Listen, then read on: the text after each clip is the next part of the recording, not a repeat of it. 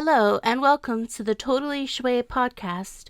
My name is Mary. And I'm Luke. Today, we're going to talk a little bit about the return of the Joker. But before that, Luke, do you have any news? The only news I have is that Todd McFarlane's new Batman Adventures figure line is now available to pre-order, and they are not Target exclusives. If you listen to last week's episode, or last time's episode, I should say, I mentioned how these figures were slightly different to his Batman the Animated Series figures in that there were no Build-A-Figure components to it, but they do come with reproduction animation cells, apparently. Other than that, it's been fairly quiet on the channel. We've got the Batman Beyond month is still continuing, hence why we're talking about Return of the Joker today. At time of recording, the Blight video has just gone live. It's gone down pretty well. Yeah. I've got some behind-the-scenes artwork from Batman Beyond and some BTAS stuff that I'm going to be sharing in my YouTube community section over the next couple of weeks. So keep an eye out for that. Cool. So yeah, shall we talk about the Return of the Joker? Yeah, let's talk about it. All right. So as Luke said, this is Batman Beyond month because we are celebrating the 25th anniversary. I can't believe Batman Beyond and me are the same age. Yeah. Can you believe it? I was not believe it.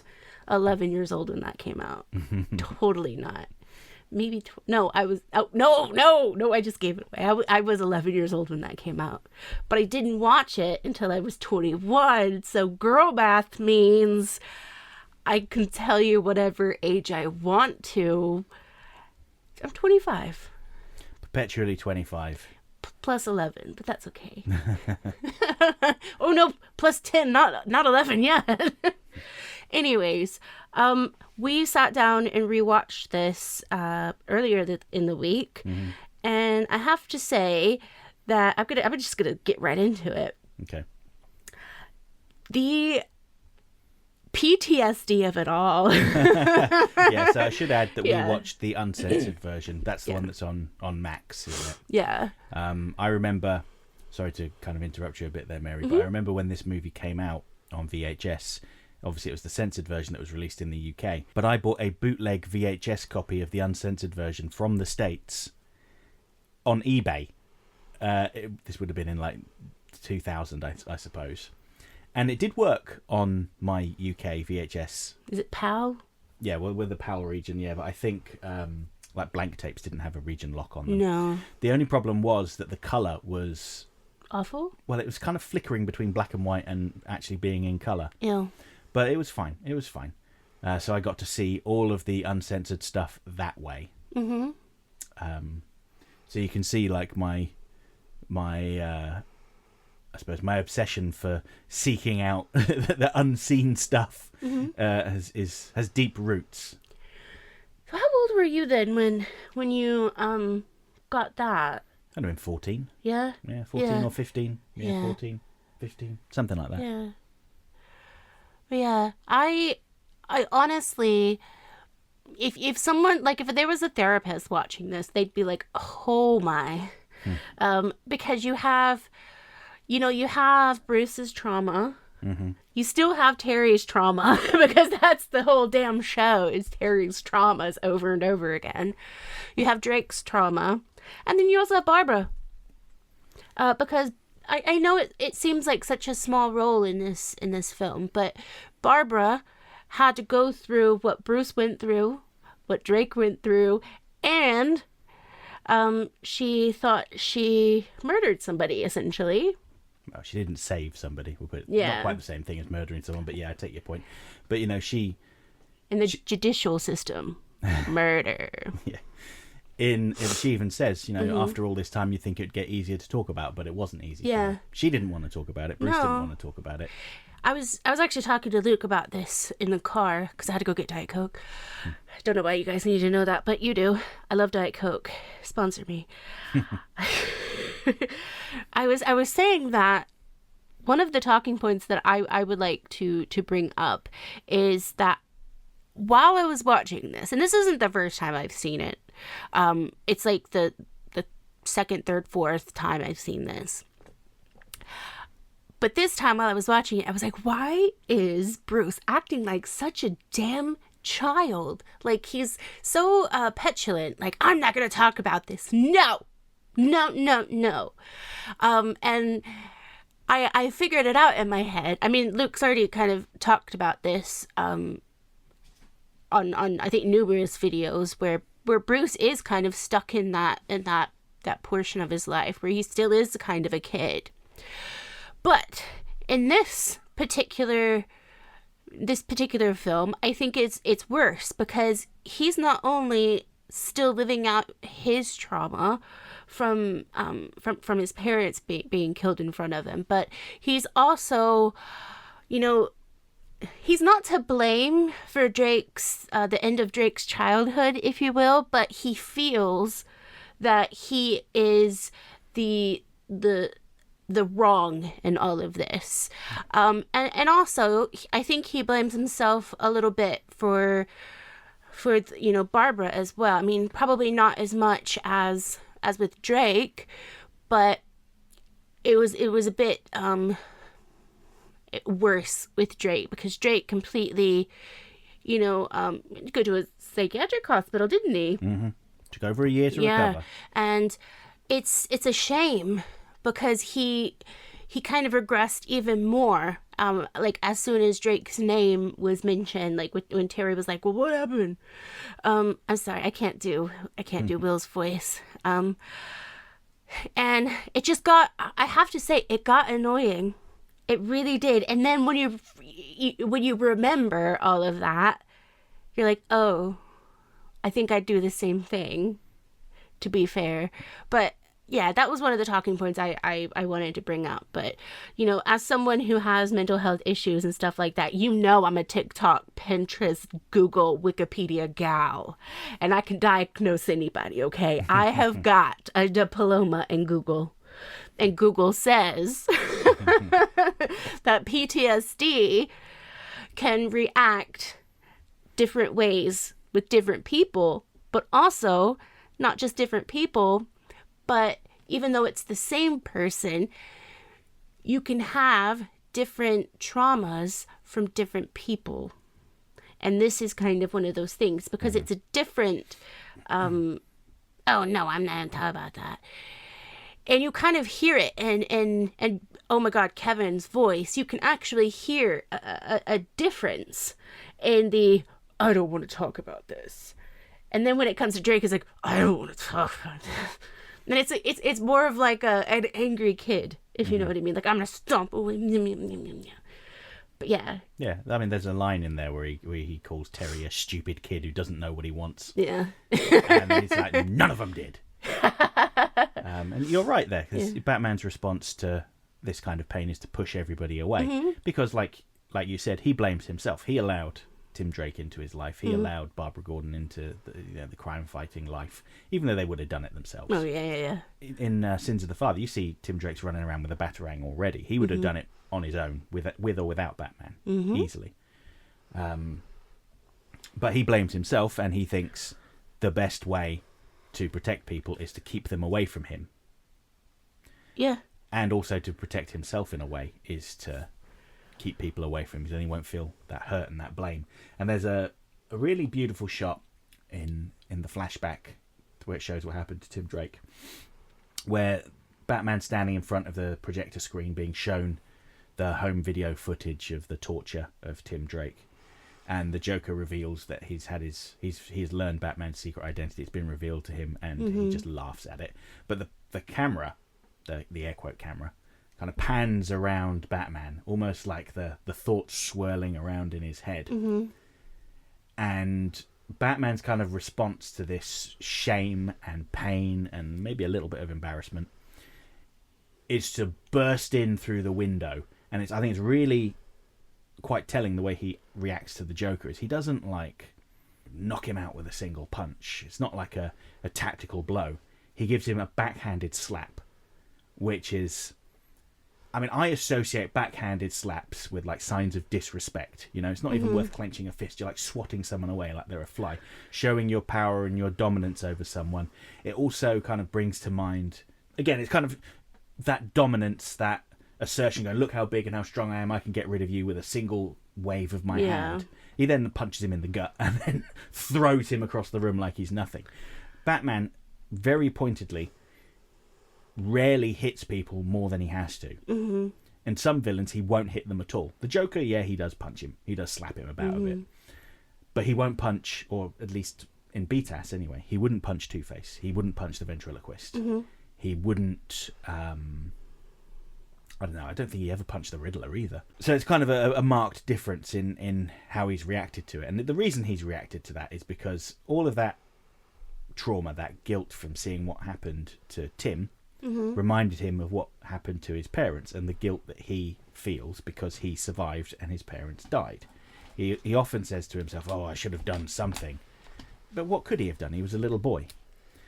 In this case, he blames himself for what happened to Tim, but he was doing everything he could. He was looking everywhere. He went to all the usual sources. He went to the stacked deck. He talked to those ladies of the night. You know, he interrogated anyone and anyone with any possible connection. He did absolutely everything he could do. And yet he still thought it wasn't enough. It's so telling that, you know, Batman, he has all of he's a human, you know, obviously, but because I think his mind is his superpower, because he is so compassionate and you could say so loving, but I think because the Joker has disrespected that and literally just ruined everything on purpose, that he has just, that compassion and that love for humanity and the city is just, when it comes to the Joker, it's gone. Like, you know, there's no glass half full situation there. Like, his glass is empty. There's not a sip of water in there. And he just, I know this isn't part of the episode, but there's a scene in Killing Joke that I really like. It's the very end, and I'll always think of that. And I know it's not part of the DCAU, but this is a podcast about whatever I want it to be about, even if it is Eric Roberts. There's the one of the last scenes in that movie, you just see him snap, and I feel that scene was kind of missing, like that true, I'm truly gonna snap and I'm not gonna really come out of it for a long time type of thing was kind of missing from the animated series for obvious reasons. Those obvious reasons being censorships, and also because it's supposed to be a kid's show. Well, it's funny you say that, because different people interpret that final scene from The Killing Joke in different ways. So some people interpret it as, you know, Batman and the Joker are laughing and Batman either strangles or just kills the Joker, and that's why Batman's laughter continues and the Joker stops. Other people just view it as Batman's just going, ha ha ha, giving in, you know, and laughing. I interpret it as, I don't think, again, this is just my opinion, I don't think he killed him. I think that he probably choked him until he passed out.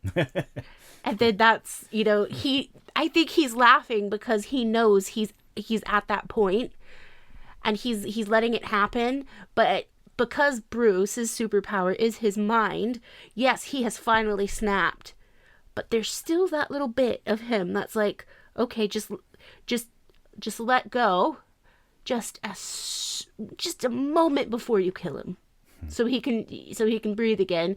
And that's when I think why he started to laugh. But that's great, because you can interpret it any way you want.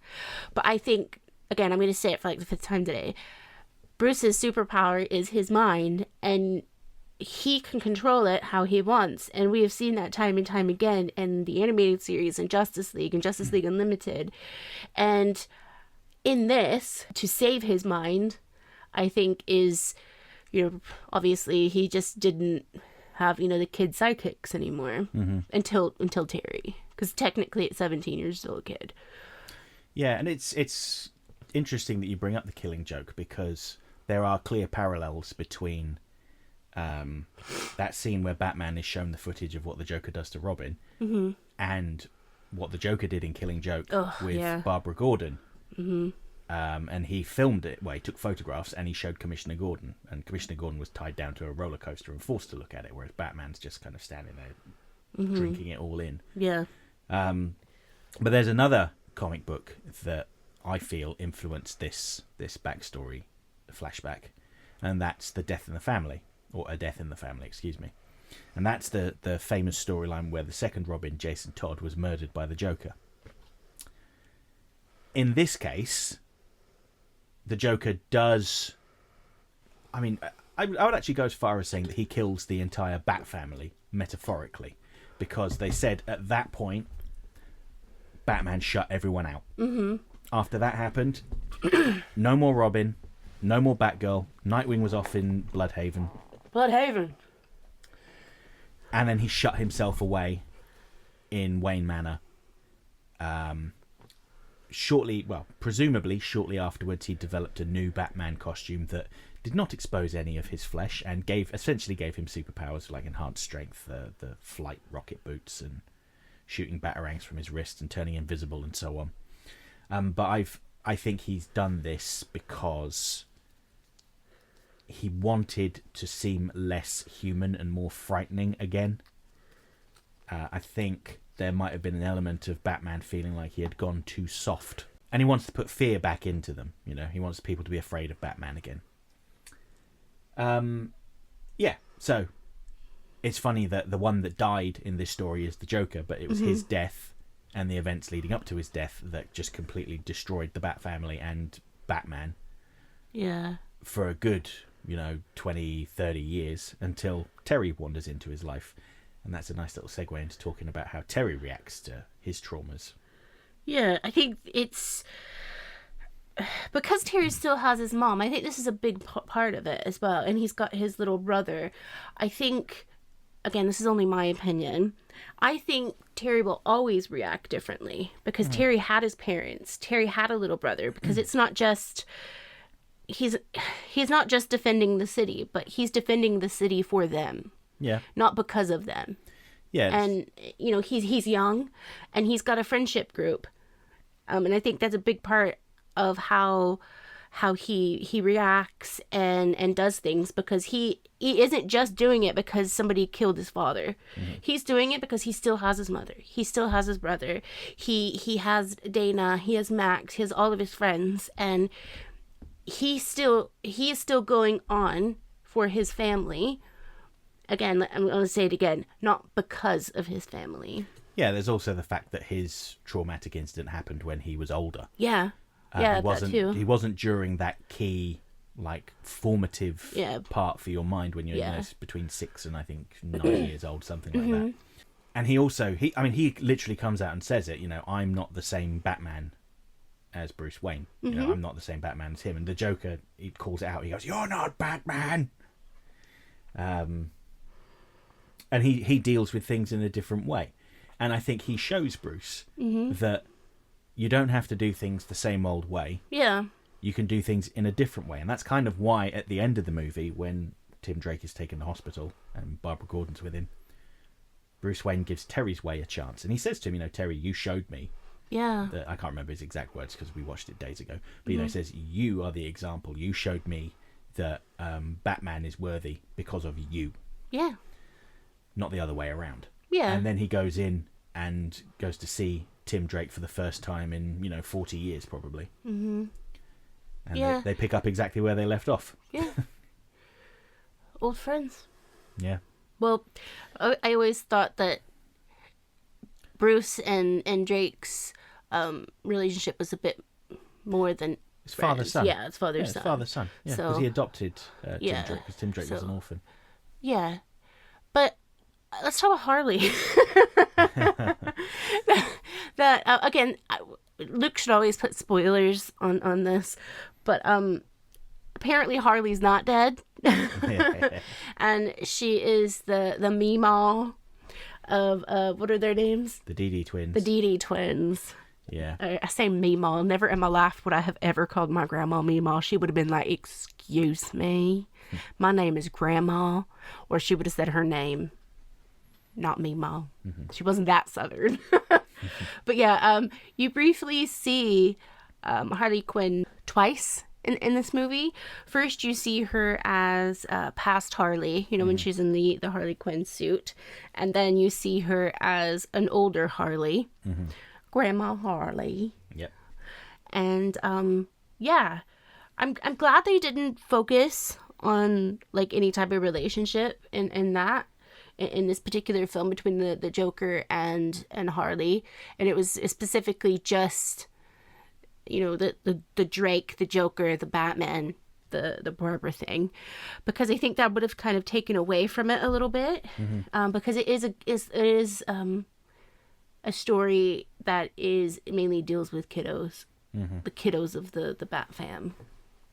Yeah, and it's kind of funny that there's an argument that people make about the Batman Harley Quinn movie that came out a few years ago, saying that, that's clearly not canon because Harley's left the Joker and she's still alive, therefore it contradicts Batman Beyond, Return of the Joker, and we can safely ignore it. Now, if that's your argument, okay, fine, but I was going to say you've clearly never been in a relationship before. That's not fair of me to say that. That's unkind.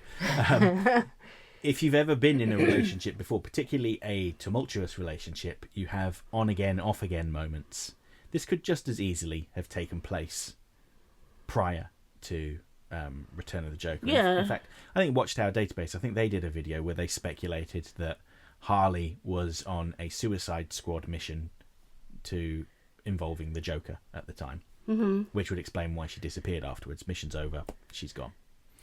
I can believe that. I mean, I don't know if that actually is the case, but I guess the point I was trying to make is Harley Quinn's appearances here do not contradict Batman and Harley Quinn in my mind. Sorry, people that hate that movie. Did Kevin do the voice in that one? Yeah. So, would you like to talk about anything else? Because I think that's the art style is nice. Yeah, there are a couple of things around the technical side of it that I want to call out. So I'll try and be quick.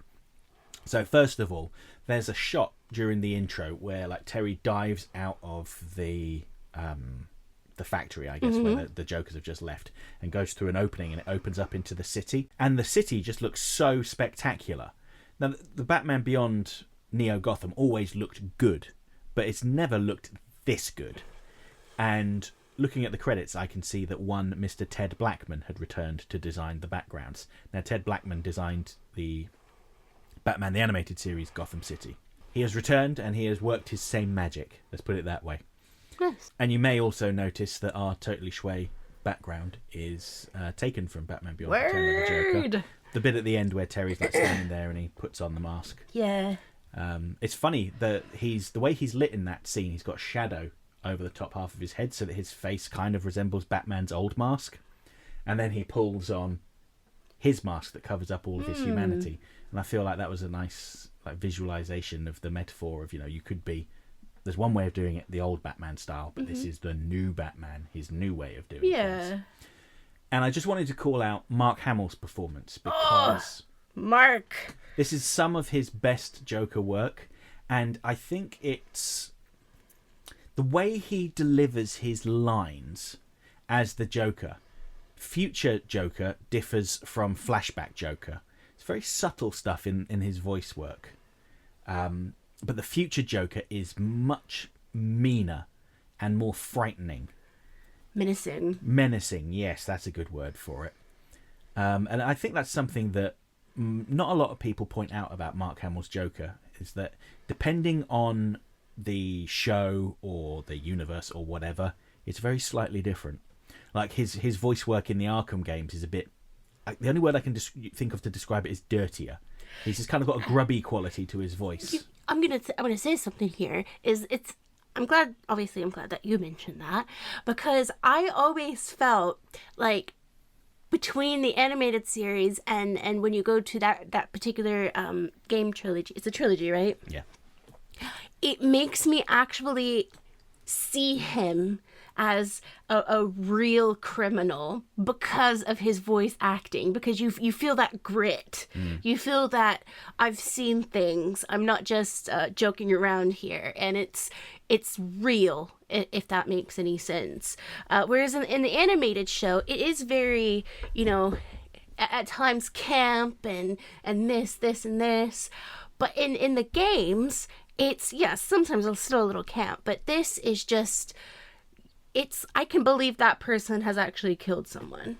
Yeah, I agree. And I think in the animated series, his voice work was, he had this kind of transatlantic accent that was kind of like Claude Rains from, the classic movie actor. He was the Invisible Man. That's what I always think of. Yeah. His most famous one. I think Casablanca might be his most famous role. But anyway. Oh, yeah. He was in that, wasn't he? He was, yes. But when he got to the new Batman adventures, his voice was a bit more... there were still elements of that kind of performance, but it was a bit more energetic, a bit more wacky. Justice League Action, it's even more cartoony. But Batman Beyond, he's got, as I said earlier, just like this menacing quality to his voice that is really exceptional. I really love his performance when Terry is laughing at him.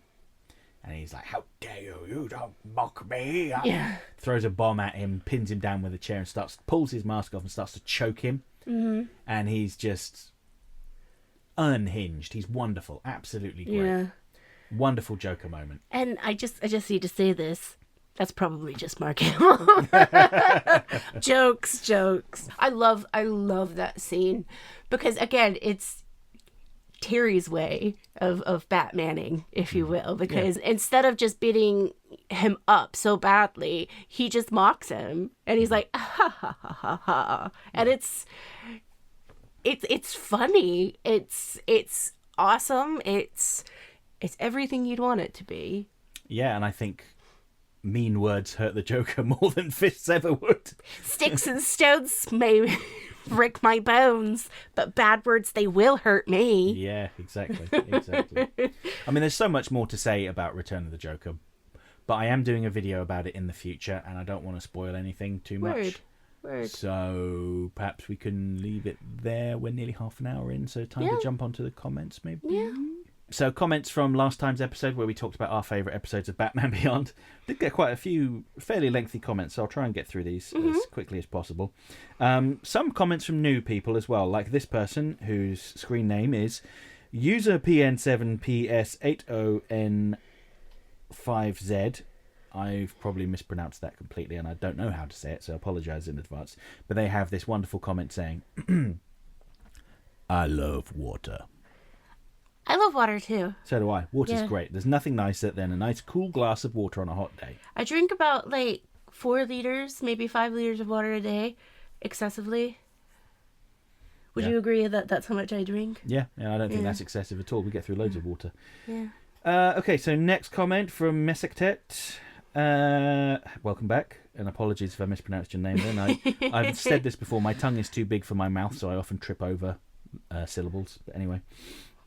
It's weird to think in the time since the show ended, 21st century Terry would be older than 20th century Bruce by now. Yeah, I suppose he would be, yeah. If he was Batman in... Yeah, you're right. Damn. A few notes in the discussed episodes. Splicers plays differently now. The DA is making it illegal in Neo-Gotham for people to modify their bodies, particularly as it's being embraced by the younger generation to become their inner selves. As soon as the younger generation start to do something, the government's like, nah. In Out of the Past, there's a back and forth between two of Talia's guards as they are tossing Terry to the Gators. Guy 1. Have you ever watched them? It's fascinating. Guy 2. Get help, Carl. Terry, after getting free and tossing Carl to the Gators instead. It is fascinating. This could sum up the episode as I watch this horrific, tragic episode play out. It is fascinating. Also, listen to the podcast, get a preview of future episodes, pass it on. Do you think Carl will ever get help? No. I don't think he was killed by the Gators, though. I think he ran away. No, I don't think he was. But you never know. He might have been eaten. Lowell Lucas Jr. or Lowell Lucas Jr. I apologise if I've mispronounced it. Oh, do I need to say this every time? I probably should, just to be polite. I just loved how Freeze had a backup suit and said, "It's something I've kept in cold storage." Just like Bruce, he too has a contingency plan. Very good. Yeah. And then on to his 10 favourite episodes. So 10, Meltdown. It's something I've kept in cold storage. 9, Speak No Evil. Where's my mother? 8, Earth Mover. Him go, you stay. 7. Out of the past. Why did you kiss Bruce? 6. Sneak peek. When disgusting journalist gets you down. Ace in the hole. Love Ace. Good bad dog. Rebirth. Parts 1 and 2 equals I am Batman. Number 3. The Call. Parts 1 and 2. Wanna be a leaguer. 2. Terry's friend dates a robot. Cynthia's such a weird science hottie. 1. Splicers. Have we learned nothing from Man-Bat? So, hey, agrees with us on the episodes, just a different order. Yeah. But they were ours weren't in any particular order, I don't think. They were just randomized. No, true. Because Ace is always going to be number 1 for me. Yeah. Ace in the hole. And just to finish off, he says, though not an official Batman Beyond episode, my favourite will always be Justice League Unlimited episode, Epilogue. Oh, obviously. Obviously. Yeah. Thanks for sharing, because it's nice to know that people appreciate the same episodes that we do. Mm-hmm. So next we have R083RT says, something that occurred to me recently is that there's a reason why Mr. Freeze refers to himself as Mr. Freeze rather than Dr. Freeze, despite being a doctor. The reason is Victor Freeze valued his title as a husband more than his title as a doctor, which makes perfect sense when we consider Victor's motivations. Mind blown. I never thought about that. Yeah, that's a very interesting observation you've made there. I think it's correct. Yeah, but Mr. Freeze, he's obviously making a distinction between Dr. Victor Freeze and Mr. Freeze. Not just in terms of the way he spells his name. But yeah, very interesting. So David Carney. Hello, David Carney. Happy New Year, Luke and Mary. Meltdown is one of my favourite episodes because Mr. Freeze gets a beginning, middle and end to his story. Unlike what you get in the comics. I just got a Batman Beyond Batarang as well as Batman Beyond on DVD. What did you think of Dan Jurgen's run on Batman Beyond? I enjoyed both volumes. Keep up the good work, both of you. I only read the first 6 or so issues of the Rebirth era Batman Beyond, and it was fine, but I didn't really fall in love with it, and I've not kept up with it. I do keep meaning to go back and read them because I've got the DC Universe subscription, so I can read them all now. And I know Mary has no interest in them. Sorry to speak for you, Mary. I was just looking at a cat here, sorry. No, you're not interested in going back and reading the Batman Beyond comics. I might do one day, but at the moment I'm currently reading I'm reading a book I've read like 15 times probably, and then I'm moving on to a newer book that I've taken a screenshot of, but I can't remember the exact name, but it's quite a tragedy. And then there's a book that Luke bought me that I keep losing, so I probably should read that because it's a physical book, not a Kindle book, before I lose it again. Then I could think about reading those, because I could get that on my Kindle, couldn't I? Yeah, you could. Yeah. I think so, yeah. I think the DC Infinite app works. Maybe it doesn't. I'm not certain, but you could at least get it on your phone. Yeah. Trying to do less screen time on my phone.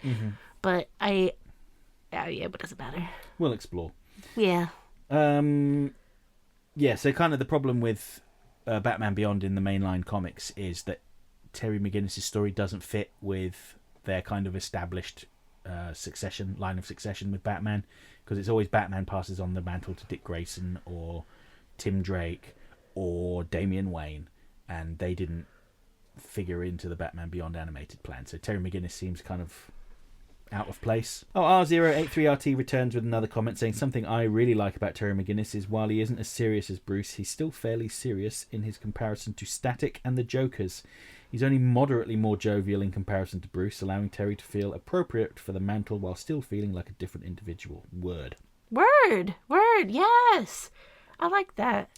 And he says, what are your opinions on Derek Powers' Blight story arc from season 1, and do you feel that the character's tenure in the show ended too quickly? I don't necessarily think it ended too quickly. I think it's one of those things that it kind of felt like a real life, like that's probably happened at some point in real life. Not the actual story, but you have that, that betrayal and everything. And people that betray people, sometimes it ends rather quickly, and you only occasionally hear about them in bits and pieces in your life. So, yeah, it just reminds me of those, those really, really terrible heads of newspapers that you have, and all they want is like the perfect story, and they don't care how they get it. It kind of reminds me of that. And when they finally fall, sometimes it's not the worst like physical fall, but it is what it is. I don't think it ended too soon. I don't know if my metaphor worked, but yeah. Yeah, I was happy with Blight's storyline. I think it was good that Terry got closure at the end of the first season, because then that allowed him to move past his trauma. Yeah. For the other 40 odd episodes. Yeah, that's great, because because of that, he got a little bit of closure. Mm-hmm. And yeah. And I should say a slight correction on my Blight video that just came out. I talked about how Blight just didn't come back, apart from in the comic books where they're not canon. There was one comic book where he was featured after his death, written by Hilary Bader. That one is canon. But I would like to point out that he was killed at the end of it anyway. Or, sorry, I should say, rendered inert, which is the same thing. How could you lie to us like that? I know, I forgot. I thought that liar, liar, pants on fire. I thought that story was from the later comics when it was not part of the DC universe. I forgot. I'm sorry, I'm only human. I have to write this down because, Moving on. So, Defuxa plays, I'm pretty sure in Justice League, when Lex is fooled by Martian Manhunter, they learn that Lex is stricken by cancer caused by kryptonite when he wakes up in the hospital. Yes, you're right. I can't believe we forgot that. That's why he develops that, he and the Ultra Humanite, I should say, develop that armor chest plate that he wears to hold the cancer back. Could be wrong, though. You're not wrong. You're right. In any case, when Amazo shows up, we see Batman wielding kryptonite to defeat the android, so clearly he wasn't scared of having it in his belt, although Superman did make a comment about Batman carrying the kryptonite with him. Yes, very true. Would you carry kryptonite on you if you found some? He probably had a lead-lined pocket in his belt, though, so... Yeah. I mean, I have to say, I probably would. Mm-hmm. I'm kind of fearless like that. You know what? If it's going to hurt me, then you know what? Do it. Right, next we have Big Mikey P, Michael Andre Parlon. Please, Michael, correct me if I've mispronounced your name. Can understand why number 10 is as it is. Really good episode, but one can argue that it needed more runtime and explanation of how Freeze came to be in the hands of Wayne Enterprises or the Powers family after the events of Cold Comfort, and also being a fix for that aforementioned flawed episode in particular. If only number 9 subtly acknowledged the existence of Gorilla City, even if that place was only first introduced a few years later on Justice League. Also preach on sparing the bathroom spiders. But really, what can we test our projects on without the needs for animals? Well, I think by now we know that you shouldn't put bleach in products because it hurts human beings, so we shouldn't really need to be rubbing bleach in Bunny's eyes anymore, right? Mm-hmm. Compensatingly experimenting on humans is admittedly more touchy than ever. The varied perceptions on abortion and suicide euthanasia to me and others. Number 8 is a great episode with no true evil foes. The casting fantasy calls for Vincent Price and Christopher Lee, a good hobby, but unfortunately a bit irrelevant to me by way of them being gone from the mortal coil. At least doing the same but with voice actors is more easier. Number 7 is as depressing to me as watching Star Wars episodes 1 to 6 and a bunch of Gundam shows from 0079 to After War Gundam X by way of checking out future material like the new Jedi Order and Turner Gundam. All things that I have no idea what you're talking about. But hopefully other people do. After all, one already knows the droll and inevitable fates of those characters in a storyline set in the known distant future, and it makes one easily want to look away, if not grind their teeth. Laughs sinisterly. Thus always be to fools who want to reveal necessary masquerades. Take notes on that, traitorous Julian Assange. The identity of Batman among them, an egregious beauty of karmic demises. Number 6, anywho. Bruce really went from several floors up to where Terry nearly saved Ian quite fast. Yeah, he's a spry old geezer, Bruce Wayne.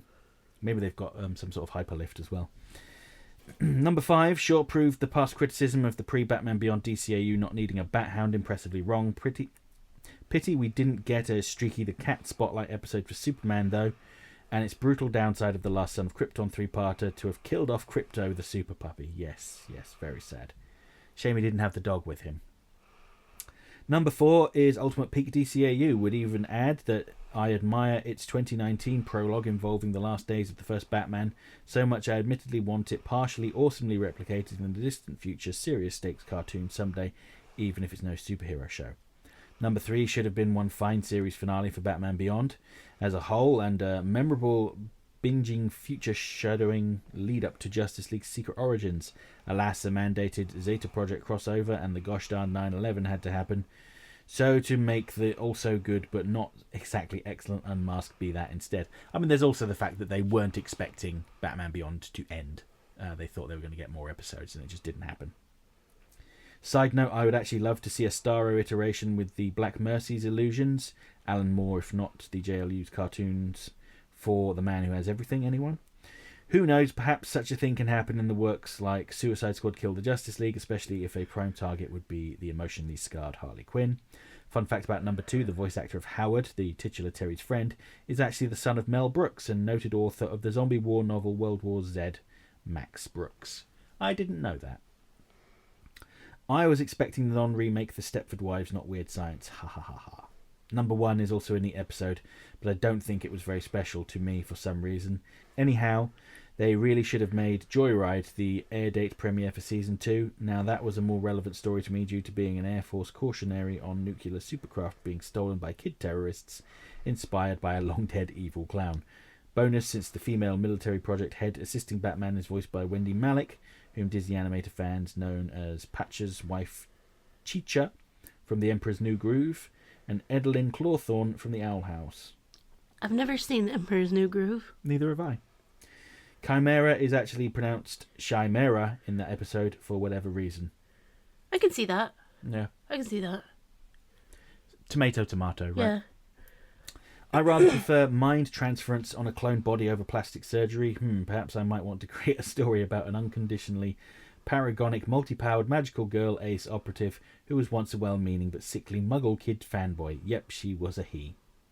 To multiversal guardians, superhumans, and yes, heroic witches and more. Suffice to say it's one of those ascended fan trope tales, but strangely so, she's not precisely the main character, for she should be a big sister mentor figure as well. There will come a day when Parlon is properly said, mark my words. That aside, I thought I'd been saying it right this whole time. Like Pa, like Papa, and Lon, like Lon Chaney, but... How is it pronounced? You said it was like Pa, like Papa. Yeah, Parlon. And Lon, like Lon Chaney. So, Parlon. So I said it right the first time. Yeah, I don't know how I'm saying it wrong. Or the third or fifth time. I'm clearly just stupid. He's not stupid. It's just, he's married to an American. make that what you will. Continue the comment because it is quite long, and I'm sorry. I want to get through this. To give him his time because he took the time to write this, so I should take the time to read it out. By this time, I already finished on the Mandelbaum English translation of the Aeneid before New Year's Eve, so that bit from the last podcast is now obsolete, and so will this come the 15th podcast. Reading such books on leisure is way more easy than translating Latin on university programs or whatever. 0079400079. I'm not sure what that was a reference to. Apparently I've been getting warmer on the correct pronunciation of it, but still the suggested nickname would be fine. Alright, so it's Big Mikey P from now on. Big Mikey P! Haha, so in Just for Retaliation, the fine lady of Totally Schway should be nicknamed Smears in return. What, me? Yeah. Do you want to know something, Mikey P? One of my friends back in Oklahoma used to call me Mary Schmears because my middle name starts with an S, and when I was doing like my passport and my visa and stuff like that, it'll say like what is the name that you're going to be after you get married, and I had shown it to her and she was like, "Ha, Schmears!" And she said it just like that. Yeah, she's never gonna watch this, but I thought I should say, if you want to call me Schmears, go for it.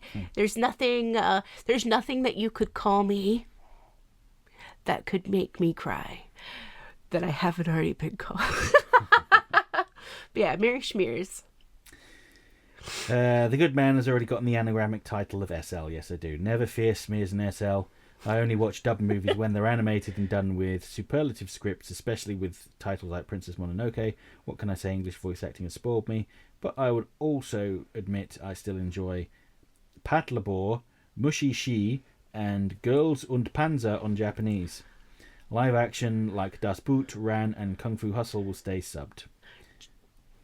We've been watching something together because we like to watch series together just to have like a little time together, even though it's not really time together. We're just staring at a TV. We've been watching Apple TV's Invasion, and I absolutely love that they're doing.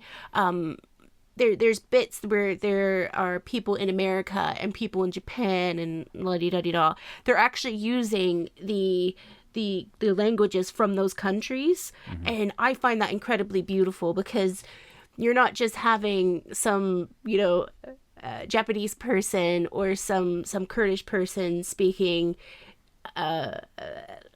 English, forgot what it was called for a moment, speaking English just randomly. And it gives us, obviously, because, it's called Invasion. It's not based on any truth whatsoever, but it's nice to have that sense of reality with the actual languages. Mm-hmm. I think it's Kurdish, right? Because there were... I wasn't certain. Oh. Well, it doesn't matter. You get what I'm saying. Yeah. I love listening to people speak in their native language because, yes, when it's not... where there aren't subtitles readily available, I just go on like emotion. But yeah, I just felt like I should say that. How I find that nowadays when we're watching TV and they're making shows, they're actually, showing off other languages other than just English. Mm-hmm. And it's beautiful. So just to finish off Michael's comment. Mikey B. In short, anyone can easily say that Batman Beyond is the best Spider-Man animated series of all time in all but name, hero, and context. Sorry, not sorry, even the animated series, short-lived Unlimited, and woefully incomplete Spectacular. Someone's been peeking on my Google Drive. I was about to say, I saw you editing something about that. He's got a video coming out soon, if it's not out already. I think it's coming out soon, where he touches on the Spider-Man and Batman Beyond thing. Yes, I think I'm going to call it How Marvel Comics Inspired Batman Beyond. That's that. Just keep it simple because it's not just Spider-Man. It is mostly Spider-Man, but there's Fantastic Four, there's X-Men, there's I spotted Nick Fury in one episode. You're saying these names, but I've never. What universe? They're not in the DCAU, so no, they're Marvel. They don't matter. I know. I'm just kidding. I don't. I like X-Men and stuff. Cool. Well, thanks for that, Michael. So on to the next comment. Mandalorian Hunter 1. This is a new name, I think. I don't recall seeing one before. Hello, Mandalorian Hunter 1. And the comment is, how did I miss this? Freaking YouTube making me miss stuff. Good question. How did you miss this? Are you part of the notification people? Oh, I suppose you could turn on notifications. I'm just making a joke when I say that, but you could do. Yeah, you could do.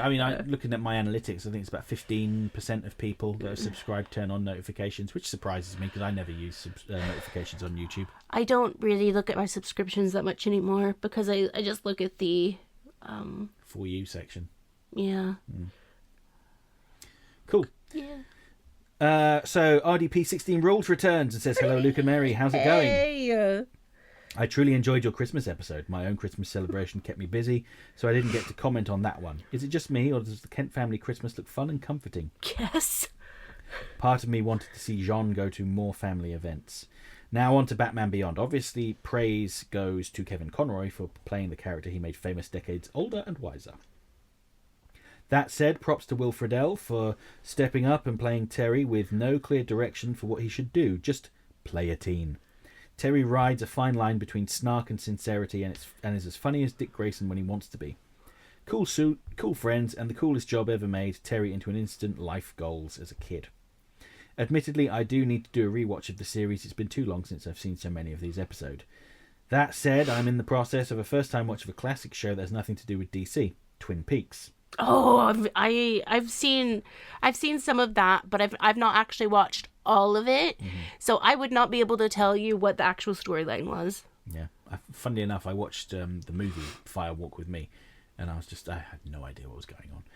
Was that the recent one? No, that came out decades ago. Oh, okay. Seeing how it connects to so much modern media is really fascinating. I can totally see why this show took the world by storm for a while. I highly recommend it to new viewers if you can stand the 90s cheese and the very soapy plots. It's a weird show that is only getting weirder and darker. What's his name? David Lynch. Yes, David Lynch. With Kyle MacLachlan. Yes, Kyle MacLachlan. Love him to pieces. Was Kyle MacLachlan a voice actor in any DC Animated Universe episodes? I don't think he was. No, I don't think he was either. I think he might have played a character in Justice League: The New Frontier, though. I think he might have, but it's not in the actual DCAU. No, but it's not. I adore Kyle MacLachlan as much as I adore Eric Roberts. But actually, no. No. Eric Roberts is, as the kids say, like, GOAT, I guess. I think. He's the hardest working man in Hollywood.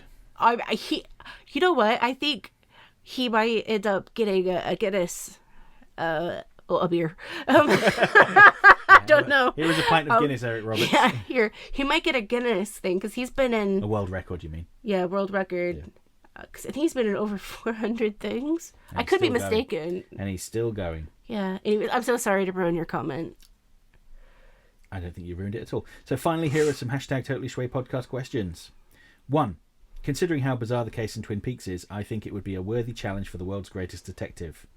Are there any famous crimes, real or fictional, that would want to see Batman tackle? So, I'll talk about this just briefly. When I was a youngin', I lived in Oklahoma City. I'm gonna say Oklahoma City. There was a famous kidnapping that happened, and I was around the same age as the little girl that was kidnapped, and it was only a couple streets away from me. And I remember when that happened, I remember thinking to myself, oh, I wonder if there's a real Batman, because then she'll be found, surely. So I wish for that particular case, because they still have... somebody's been prosecuted for it, but no body, whatever. And I just I wish Brucey would have been able to do something about it, because that, how people are talking about like that Roman Empire, where like loads of people think about the Roman Empire, or you have that one thing you always think about. That particular thing is always in the back of my head. I think it's because we were around the same age, and it happened so... I mean, we did not look anything alike, but it so close to home. Yeah. Anyways, sorry. That was a good answer. Next question. So many heroes were mentioned, but not shown in Batman Beyond. Which hero and which villain do you wish had a full episode dedicated to them? For me, I'd say Damian Wayne. I know that it's briefly mentioned in the comics, but I would want to watch a full episode or two on that. And Solomon Grundy. Ooh, Solomon Grundy. Yeah, so for me, I would like to see Wonder Woman. Mm-hmm. I know they talk about what happened to her in the comics, but it's not part of the same universe, so it doesn't count. I checked that this time just to make sure I wasn't ignoring something Hillary Are we just talking about heroes, or... Heroes and a villain. So my villain, I'm going to say Deathstroke. So for me, I say Ivy. Okay. Because it would be very interesting to see if she, what happened. Yeah. And if she helped in the Botany Society, or if she completely kept going down the road that she was going. So Paul Dini suggested that she would have gone to the Amazon rainforest and just been absorbed into it. And become like the god of the rainforest or whatever. Yeah. Okay. And in terms of hero, Green Arrow. Oh, Green Arrow. Yeah. Because I always feel that, yes, I mean, there is a show, like a live action show about him, but I adored the Justice League Green Arrow, because it was fun. It was, it got serious, but it was like a nice spirited character that just wanted to help. Mm-hmm. And I think, I just wish that storyline went more. Mm-hmm. Yeah. Okay. So last question. Some of the ideas the original creators had for the heroes and the villains in that time were wild. What's your wildest theory on what happened to certain characters in that far-flung future? My wildest theory on where a character ended up is the JLA Flash sees the mother of Reverse Flash, grabs her, and runs back into the far distant past like the 1800s. Then he stays there, occasionally helping people without being seen, and that's why he's not really talked about in Batman Beyond. I don't have any wild theories on what happened to any of the heroes or villains. I do. Go on then, Mary. So it is about Harley Quinn. Hear me out. We know she's alive, okay? So here's the thing. I think she fell, right? All right. I love a story. She fell. She broke a couple limbs. She ended up in the hospital, right? But she took her makeup off and she took her, her suit off and everything. And she was just a normal person. She was Harleen again. The doctor. Beautiful doctor. He's like, oh, hello, you've broken some limbs. Let me put them in cast. She's in cast for weeks and weeks and weeks and weeks. The doctor keeps coming in even though he's not on shift. And he's like, oh, you're so beautiful. I'm going to buy you flowers. And she sniffs the flowers. Nothing comes out of them. No water, no acid, no laughing gas, nothing. She's like, oh, what is this? What is this? She gets out of the hospital. She has no place to live. The doctor stands in front of her cab. I love you, Harley. Or, I love you. And then they live happily ever after. He is like, he never argues with her. He loves her. And he's a beautiful companion. And she becomes a loved human being that goes back to psychiatry and helps people prevent. She helps people that are in bad relationships because she wants to prevent them from ending up like she was with the clown prince. And now she's just like, damn, I'm awesome because I've got this doctor husband that loves me and helping people, not hurting people. But she has her mallet occasionally, and sometimes she just goes out and she just bowls with it. Cool. That's my far out thing. I don't think that's far-fetched at all. Yeah. Okay, moving on. We're getting to the last of the comments now. There might be one more off this. So, Screen Wiper's returned. Screen Wiper! Screen Wiper. We said in the last episode that, you were going to email us some pictures of the chickens. And we just checked the Totally Schway inbox. Totally empty. No pictures. Screen Wiper, what's going on? Well, it wasn't totally empty. There was some ads for some like gaming chairs. But yeah, nothing from Screen Wiper, so no pictures. But anyway, on to Screen Wiper's comment. It says, I agree with Mary. Humans treat so many animals so badly and it's so wrong. We must be nice to the animals. They're precious. Many of my best friends are chickens and dogs. Well, yeah, we've got best friend cats. My cats are truly... at least two of them are truly my best friends. One of them is Luke's. He's like, friend. Yeah, he's a pest. You've probably heard him a few times during this podcast. Continuing the comment, Blue and the pack are still doing well. Wilma has been showing Betty a thing or two with her egg game this week. Last week she finally told Betty off for constantly plucking her feathers and now does it back to her. Now I have to tell them both off. Though it does seem to be a game more than aggression. Most of the time I don't get too mad about it. Anyway, compiled a fair few photos in this draft email, but we'll need to go on my cronky old laptop for some of the other ones I think you'll like, especially if you want any photos from a younger Blue and her old pack. Yeah.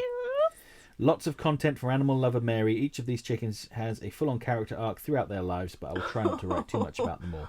Write as much as you want. Well, there we go. And there was the answer as to why you didn't receive the pictures. Fair enough. I think I've talked about my rabbits. Yeah, you had a lot. Yeah. So I love critters. The only critters that I'm going to be honest with you that I don't like, I think I've mentioned this as well, are spiders. I won't kill them. I'll get Luke to take them outside. But if it's too warm, I might think about like not doing it just right away. Or if it's not warm enough, I get really nervous talking about spiders. But like I love critters. There's some foxes that live around us that it's funny because you can tell which fox it is by the sound that they make, even though they sound exactly the same. And there's one that's just so rowdy. It only says something at 3 a.m. It's like, rah, rah, rah, rah. Yeah, that's what I wanted to say.